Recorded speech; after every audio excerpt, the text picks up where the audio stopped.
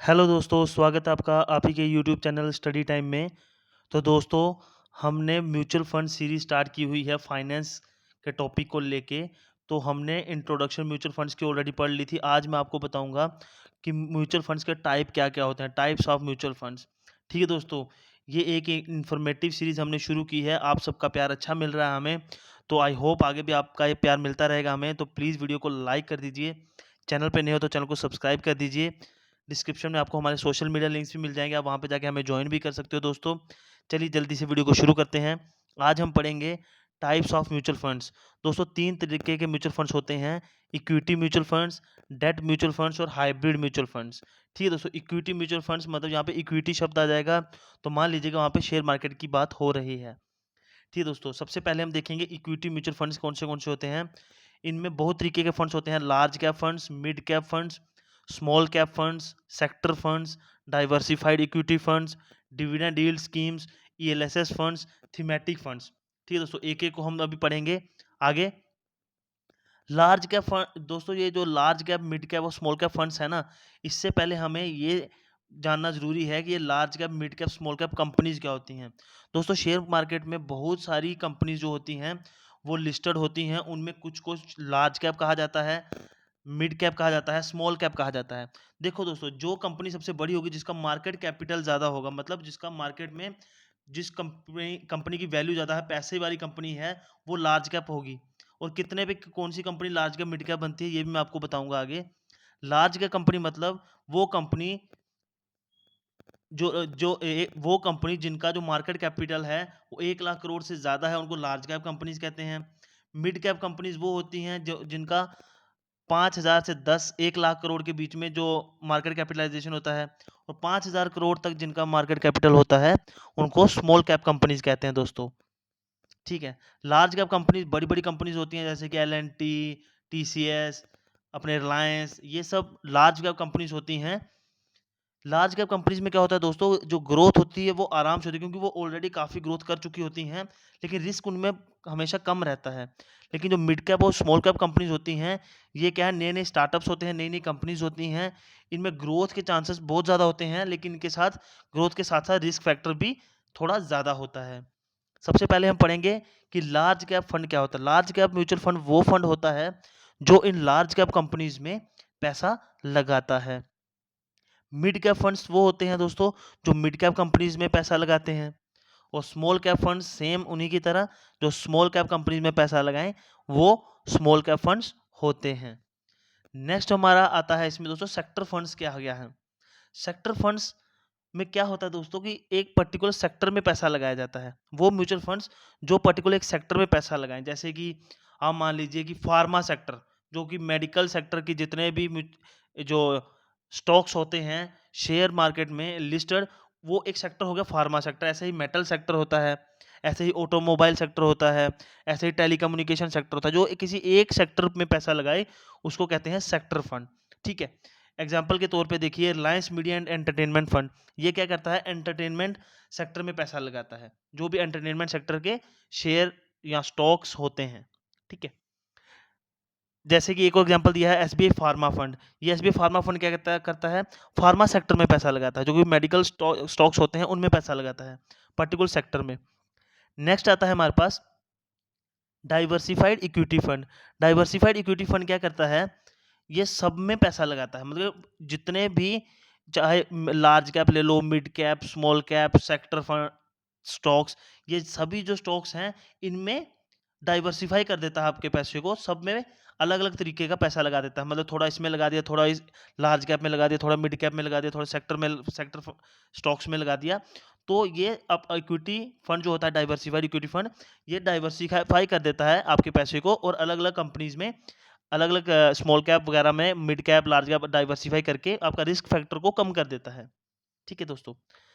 Dividend yield funds होते हैं। Dividend yield funds क्या करते हैं दोस्तों कि ये जो फंड्स होते हैं, जितना भी आपको प्रॉफिट होता है उस, ठीक है, मान लीजिए कि एक म्यूचुअल फंड है, वो ये उन स्टॉक में पैसा लगाएगा जो डिविडेंड देते हैं, और वो जो डिविडेंड आपका बनेगा ये आपके बैंक अकाउंट में ट्रांसफर कर दिया जाएगा।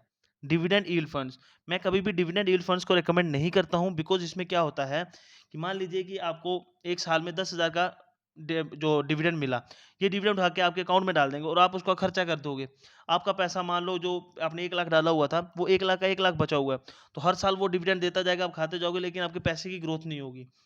तो मैं हमेशा खुद भी बचता हूँ और आपको भी ये कहूँगा कि डिविडेंड फंड से दूर रहना। ये कुछ नहीं करेंगे, आपको पैसा तो देते रहेंगे लेकिन आपकी जो जो आपने एग्जैक्ट अमाउंट लगा रखा है उसकी ग्रोथ नहीं होगी फिर। ठीक है?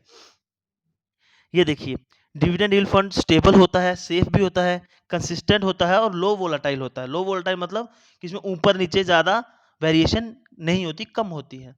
नेक्स्ट आता है ईएलएस फंड्स।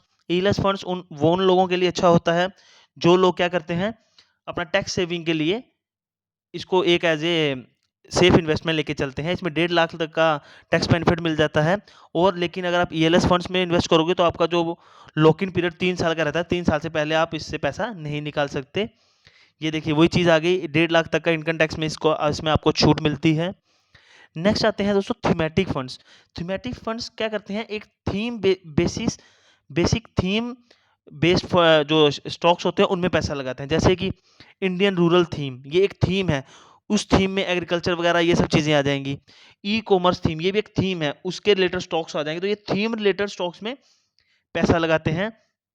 जैसे कि एग्जाम्पल के तौर पे एचडीएफसी हाउसिंग अपॉर्चुनिटीज फंड, ये एक थीमेटिक फंड है। ये क्या करेगा, जितने भी शेयर मार्केट में हाउसिंग रिलेटेड जितने भी स्टॉक्स होंगे उनमें पैसा लगाएगा। तो ये होते हैं thematic funds.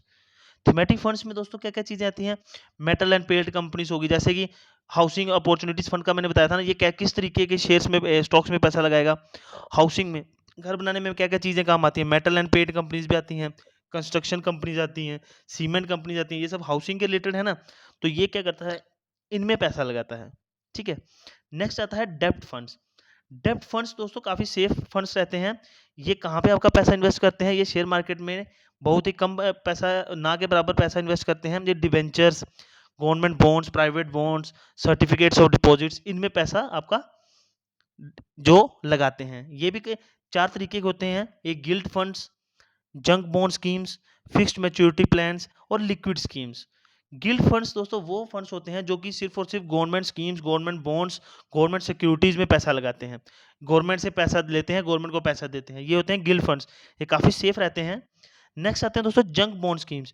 Junk bond schemes, जैसे कि आपने नाम से सुन लिया, जंक जंक मतलब जंक फूड, मतलब ये अच्छी चीज नहीं है, लेकिन फिर भी मैं आपको बता रहा हूँ। ये क्या करते हैं, जो हाई रिस्की कंपनीज होती है ना, जिनका डिफॉल्ट करने का, जिनका पैसा वापस करने का चांसेस कम होते हैं, ये उनको पैसा देते हैं, लेकिन हाई इंटरेस्ट रेट पे। इसमें आपको इंटरेस्ट रेट तो हाई मिलेगा, लेकिन जो रिस्क फैक्टर वो काफी ज्यादा है। तो ये मैं कभी भी सजेस्ट आपको नहीं करूंगा लेने के लिए, लेकिन ये टाइप ऑफ म्यूचुअल फंड्स का ही पार्ट है, तो मैंने आपको बताना जरूरी समझा।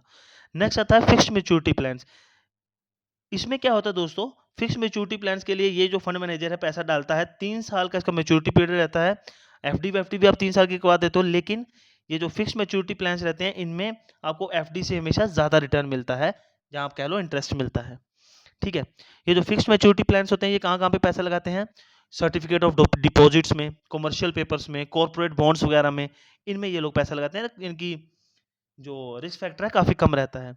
नेक्स्ट आते हैं दोस्तों लिक्विड फंड्स। लिक्विड फंड्स कहाँ पे पैसे लगाते हैं, certificate of deposits, treasury bills, commercial papers, term deposits, इन सब में पैसा लगाते हैं। लिक्विड फंड्स मेनली क्या करते हैं दोस्तों, मान लीजिए कि एक कंपनी है, उसको शॉर्ट टर्म के लिए पैसे चाहिए। ठीक है? वो शॉर्ट टर्म के लिए उसको मान लो कि 10 दिन के लिए, 20 दिन के लिए पैसे चाहिए, तो उनको कौन पैसा देता है, लिक्विड फंड्स देते हैं, और हाई इंटरेस्ट पे देते हैं। ठीक है? तो यहाँ पे क्या है, पैसे वापस आने के चांसेस काफ़ी ज़्यादा रहते हैं, क्योंकि शॉर्ट टर्म के लिए 10 दिन 15 दिन के लिए उन्होंने पैसे लिए हैं, तो वो वापस कर देते हैं। इसमें रिस्क फैक्टर कम रहता है, वोलेटिलिटी भी कम रहती है। वोलेटिलिटी इन द सेंस ऊपर नीचे ज़्यादा नहीं होता, कम रहता है। रिटर्न्स अच्छे रहते हैं, बैंक के सेविंग अकाउंट से रिटर्न्स आपको काफ़ी अच्छे मिलते हैं। और इसमें एक चीज़ अच्छी है कि इमीडिएट विड्रॉल मिल जाता है। आज अगर आपने विड्रॉल लगाया तो आज नहीं तो कल सुबह तक आपके अकाउंट में पैसे आ जाते हैं, जबकि बाकी जो म्यूचुअल फंड्स हैं उनमें 3 से 4 से 5 दिन लग जाते हैं पैसे आने में। ठीक है? Next is hybrid funds. Hybrid funds क्या होते हैं दोस्तों, जैसे आपने नाम से सुन लिया हाइब्रिड फंड्स, ये डेब्ट और इक्विटी इन दोनों में पैसे लगाते हैं। ठीक है? ये भी 3 तरीके के होते हैं, मंथली इनकम प्लान, एमआईपी भी कहते हैं, बैलेंस्ड फंड, आर्बिट्राज फंड्स। सबसे पहले देखते हैं हम मंथली इनकम प्लान क्या होता है। इसमें दोस्तों क्या होता है, तो 60 टू 90% जो आपका पैसा होता है ना, वो डेब्ट इंस्ट्रूमेंट्स में लगता है। जब डेब्ट इंस्ट्रूमेंट्स में लग रहा है आपका पैसा 60 टू 90%, तो इसका मतलब रिस्क फैक्टर बहुत ज़्यादा कम है। वो बचा हुआ 10% जो आपका पैसा है वो इक्विटीज़ में लगता है शेयर मार्केट में, सो दैट कि आपका जो रिटर्न मिले वो थोड़ा बूस्ट हो सके, ज़्यादा मिले आपको, ठीक है। बैलेंस फंड में क्या होता है दोस्तों, बैलेंस फंड में आपको लग रहा होगा कि बैलेंस होता होगा डेब्ट इंस्ट्रूमेंट और इक्विटी में, दोनों में 50-50% पैसा लगता होगा, लेकिन ऐसा नहीं है। इसमें क्या होता है, 65 टू 85% पैसा आपका शेयर मार्केट में लगता है, अच्छे रिटर्न्स के लाने के लिए, मिलने के लिए आपको, और आपका जो रिस्क फैक्टर को कम करने के लिए जो बचा हुआ 15% पैसा है उसको डेब्ट इंस्ट्रूमेंट में लगाया जाता है, सो दैट आपका रिस्क फैक्टर भी कम हो जाए, आपको रिटर्न भी ज़्यादा मिले। ठीक है दोस्तों। नेक्स्ट आता है आर्बिट्राज फंड। आर्बिट्राज फंड को देखिए, इसको मैं इसके लिए सेपरेट वीडियो लेके आऊंगा आपके लिए, इसको अच्छे से समझाने के लिए। मोटा मोटा आप देख लीजिए, मान लीजिए कि एक एबीसी कोई कंपनी है, उसका शेयर प्राइस कैश मार्केट में 100 रुपीज़ है, डेरिवेटिव मार्केट में 105 रुपीज़ है, प्रॉफिट डिफरेंस कितना है 5 रुपीज़। ये शायद आपको अभी समझ में नहीं आएगा, लेकिन जब मैं आपको म्यूचुअल फंड सीरीज के बाद में शेयर मार्केट की सीरीज में आऊंगा ना, वहाँ पे कैश मार्केट, डेरिवेटिव मार्केट, ये सब चीज़ें आपको बताऊंगा, तो वहाँ पे आपको चीज़ें समझ में आएगी। तो जो प्रॉफिट का जो बीच का डिफरेंस का प्रॉफिट है ना, वो ये आर्बिट्राज फंड प्रोवाइड करता है। आर्बिट्राज फंड में 65% से प्लस पैसा आपका शेयर मार्केट में लगता है, सेफ इन्वेस्टमेंट है, रिटर्न्स आपके 6 टू 10% में रहते हैं। ठीक है दोस्तों, ये टाइप्स ऑफ म्यूचुअल फंड्स मैंने आपको सब बता दिए। मुझे लगता नहीं आपको कोई इसमें डाउट होगा। इफ इन केस अगर अभी भी आपको कोई डाउट है टाइप्स ऑफ म्यूचुअल फंड्स में, तो आप कमेंट करके जरूर बताइएगा। मैं एक चीज बता दूं दोस्तों, मैंने एज ए बिगिनर्स शुरू किया, मैंने आपको म्यूचुअल फंड्स फॉर बिगिनर्स की पहली वीडियो बनाई, उसमें बिल्कुल बेसिक चीजें बताई। Types of mutual funds basic बता रहा हूँ, सब चीजें मैं बेसिक से शुरू कर रहा हूँ। जैसे जैसे हम आगे बढ़ेंगे, जैसे जैसे आपको चीजें समझ में आती जाएंगी, तो हम एडवांस लेवल पे चलते जाएंगे। ठीक है, पूरी म्यूचुअल फंड की सीरीज के बाद हम शेयर मार्केट की सीरीज भी स्टार्ट करेंगे। हम इंफॉर्मेटिव, मैं चाहता हूं कि हमारा यूथ, हमारे स्टेट का यूथ जो है वो इंफॉर्मेटिव बने। ये सब चीजें काफी अच्छी हैं फाइनेंस पॉइंट ऑफ व्यू से, पैसे के पॉइंट ऑफ व्यू से। ठीक है दोस्तों, वीडियो अच्छी लगी तो प्लीज वीडियो को लाइक कीजिएगा, दोस्तों में शेयर जरूर कीजिएगा। चैनल पे नहीं हो तो चैनल को सब्सक्राइब कर लीजिए। मिलते हैं अगली वीडियो में, बाय बाय, टेक केयर।